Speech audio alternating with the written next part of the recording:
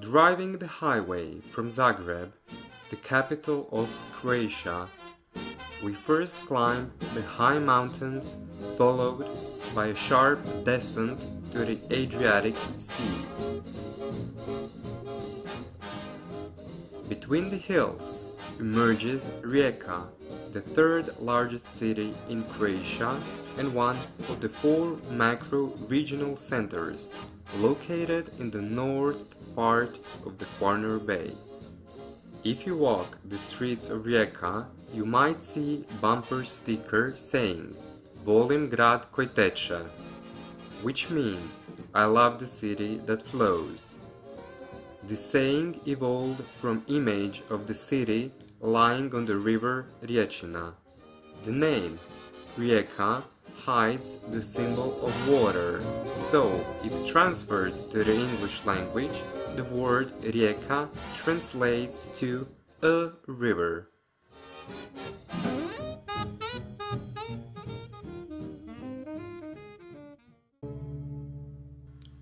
Other names used for the city in the past and deriving from Latin were Tharsatica, Vitopolis, and Flumen.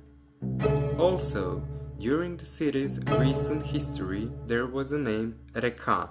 Within the past century, Rijeka has been a part of various states, and this could underpin the statement that Rijeka is and has been a well-known city for its multiculturality.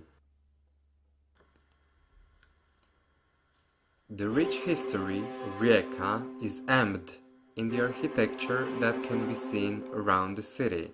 Austro-Hungarian rule definitely left its strong influence on the architecture, and therefore the similar style can be seen in other European cities such as Vienna, Budapest, and the Croatian capital Zagreb. As a matter of fact, theaters in Vienna, Zagreb, and Rijeka share the same architects and similar facade.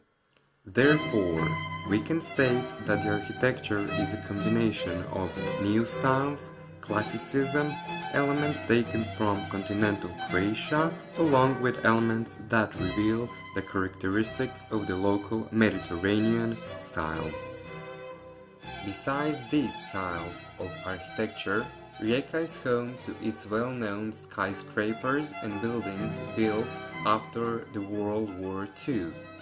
During the post-war era and the period of 1970s, the industry was growing fast, hence the industrial look that can also be found. Besides those mentioned reasons that prove the rich history, the other strongest argument for the city's multicultural heritage is the idiom spoken in the city. By analyzing the language and the linguistic features of the city, we could state that historical movements, multiculturality and multi-ethnicity of the city of Rijeka, since there are around 20 national minorities, brought different yet mosaic picture of the city. We need to distinguish several levels of idiom analysis of the city of Rijeka: synchronous, the idiom we can find today, and diachronic, the idiom of the past and the way it functionated. We need to differentiate the image of the city today and in the past. Not so long ago, the river Riječina was the border between Rijeka on the west and Sušak on the east side of today's city of Rijeka. The border meant that Rijeka of that time was under influence of the Italian kingdom, whereas Sušak was under influence of the kingdom of Yugoslavia. Uz to, naravno, bez obzira na sve to, na takav jedan politički i povijesni trenutak, grad Reka je imala, naravno, svoje specifičnosti, Sušak je imao svoje specifičnosti, ali i neke značajke, jezične značajke koje su se mogle poistovjetiti. Reka's speech could have been found in today's central part of the city, the old core called Gomela, and the same speech could also be found in Mlaka neighborhood.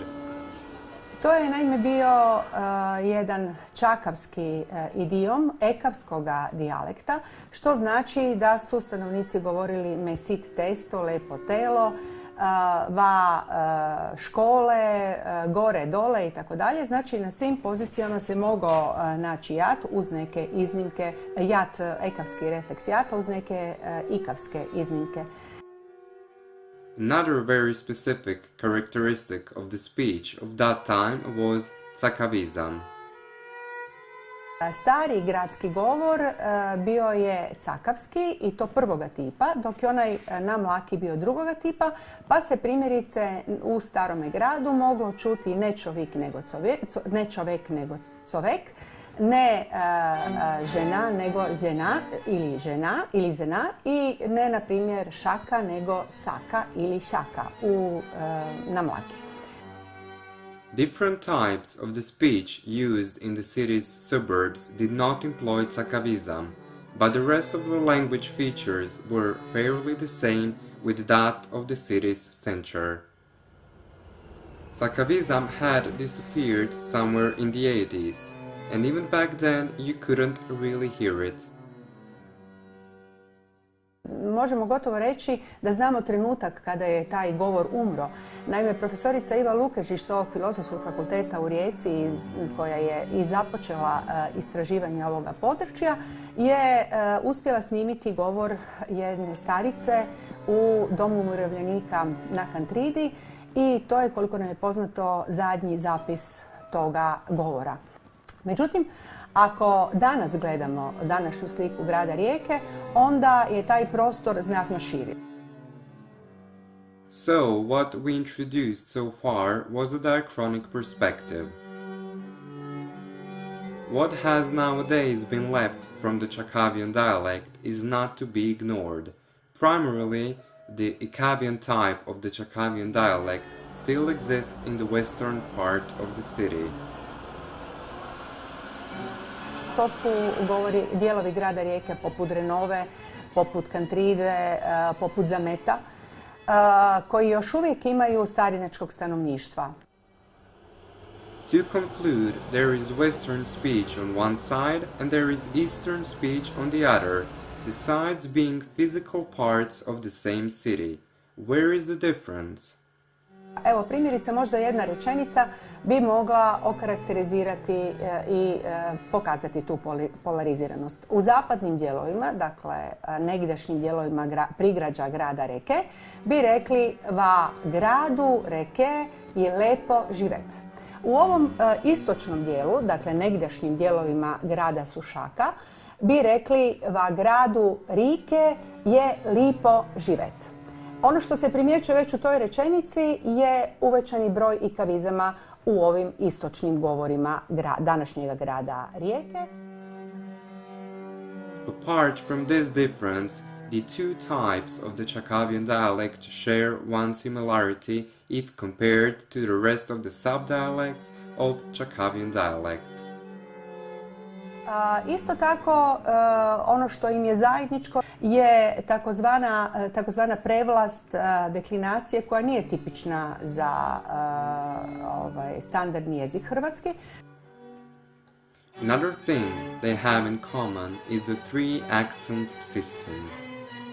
Dakle, postoji stari čakavski akut, postoje neki fenomeni koje ove govore i istočnog i zapadnog dijela čini zajedničkim, a to je neocirkumfleks, pojama neocirkumfleksa u dvijema kategorijama. U kategoriji prezenta određenog tipa glagola ili pak pridjeva. Another difference among differences that we will mention is the phoneme L. Naime, govori zapadnog dijela današnjega grada Rijeke ne poznaju taj fonem, pa će ostvarivati riječ ljubav kao ljubav, riječ ljudi kao ljudi, dok će u ovim istočnim dijelovima, dakle trsatskoga tipa, reći ljudi i ljubav. Jel? Isto tako u ovim istočnim se mogu naći obezvučenja, ne baš uvijek dosljedna, pa neće biti muž nego muž, neće biti daž nego daž. We could go on about other similarities and differences of today's Chakavian dialect in the city of Rijeka, but one thing is clear. These two subdialects came linguistically closer despite the political and historical border. At the same time, they both kept elements that prove their affiliation with the Chakavian-Ikavian dialect.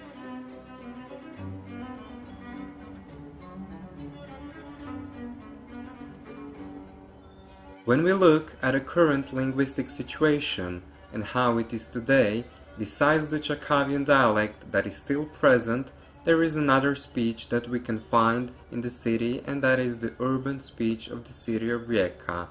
That speech is certainly not Chakavian, ali ima čakavizama prisutnih, osim intonacije i prisutnih čakavizama i pojedinih stranih leksema, malo je toga ostalo čakavskoga u ovome govoru. Ima jedno dinamički, to jest jedno naglasni dinamički sustav, kao što je to i u govorima drugih gradova u Republici Hrvatskoj, poput onoga u Zagrebu i Puli. Isto tako ne razlikuje č od ć, što je recimo za Čakavce vrlo specifično, a oni će, ako žele se služiti urbanim govorom kao standardnim jezikom, svakako nastojati upotrijebiti srednje č, kao i oni kojima je riječki urbani govor primarno sredstvo komunikacije. Some of the typical Chakavian elements which citizens of Rijeka are famous for outside the city are Tvorba pomoćnog glagola biti, kao i u čakavskom, i kongruentnost prema kriteriju roda i broja, asklonidba imenica muškoga roda specifična i lokalna je sjeverno-čakavska karakteristika. Na sintaktičkom planu tu je i tvorba upitnih preoblika, pa onda se pita ćeš me pokupit, su došli, a odgovara se uvijek samo enklitikom. the thing that citizens of Rijeka are most famous for are Kalkovi šta da, šta ne, koji su načinjeni prema čakavskim konstrukcijama ča da, ča ne, a u značenju su zar da, zar ne. Another characteristic of the speech in Rijeka is a singing-like intonation used when asking questions. Pa onda to zvuči a da, je ona tu i slično tome. U riječkom urbanom govoru zadržali su se i neki leksemi stranoga podrijetla. Oni su također karakteristični, su prepoznatljivi za ovaj idiom, a to su na primjer padela, škure, 3/4 hlače, pitur i tome slično. Besides that, Italian origins can be seen when addressing someone with Draga vi, dragi ti i uzvik bo, koji zapravo znači ne znam, nije mi poznato. The urban speech of the city of Rijeka is a communication tool used by a majority of its citizens. It is used in media, and even the residents with a different maternal idioms often learn and use this speech in everyday communication.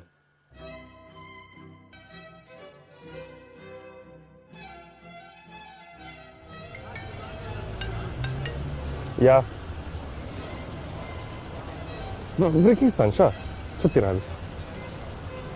Pa ima knjižnicu. Pa čo ja znam kad je, vada, si pogledala borši?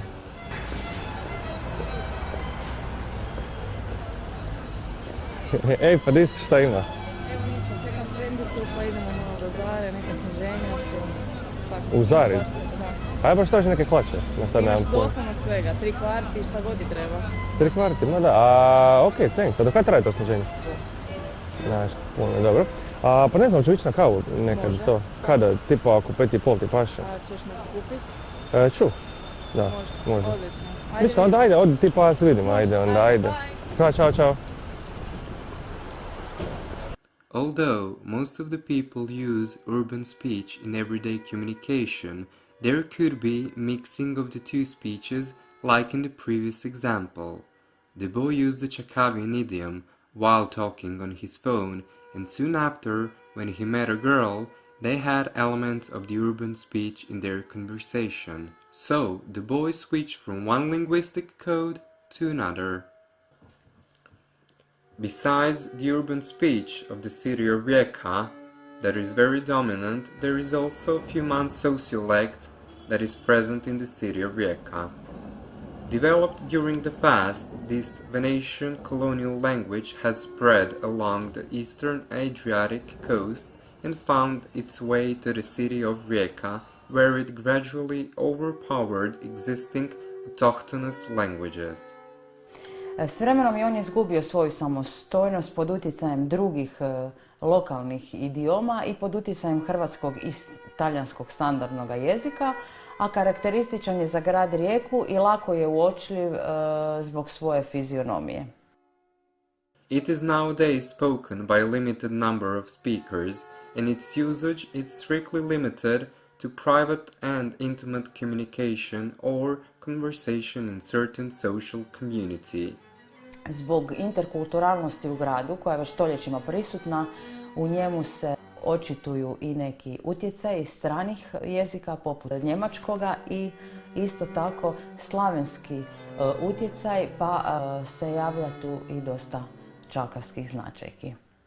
Većinom su to dvojezični stanovnici koji se nalaze u različitim riječkim gradskim četvrtima. Prije je to bila zastupljeno u više gradskih četvrti, no danas kao da je najveći broj fjumanskih govornika u gradskoj četvrti Kozala. The Human idiom certainly incorporates the linguistic identity of Rijeka.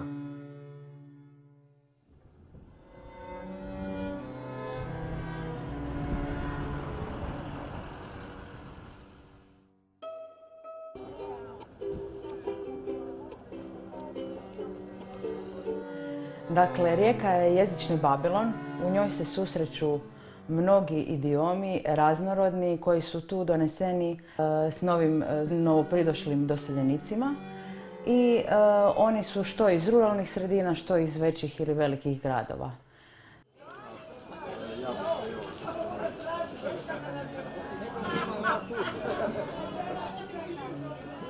Riječka jezična slika je kompleksna kao i ostalih većih ili velikih gradova i poput onih u Zagrebu, Splitu i Puli, i ona je vrijedna svakog istraživanja, osobito sociolingvističkog.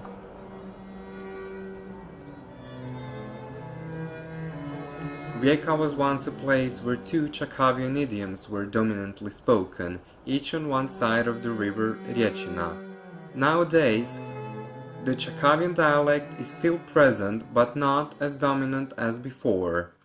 Besides the Čakavian, the colonial Venetian language, or so-called Fjumanski, existed and can be found even today, although in minimal usage.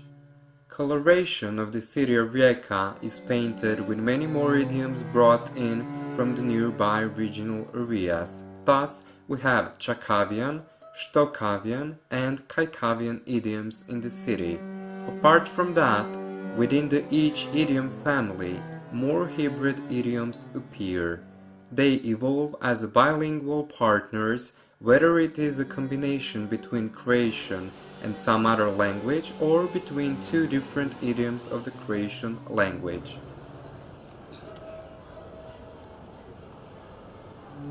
As we have seen, the linguistic image of the city is complex, and the everlasting change, it is not expected to stop anytime soon.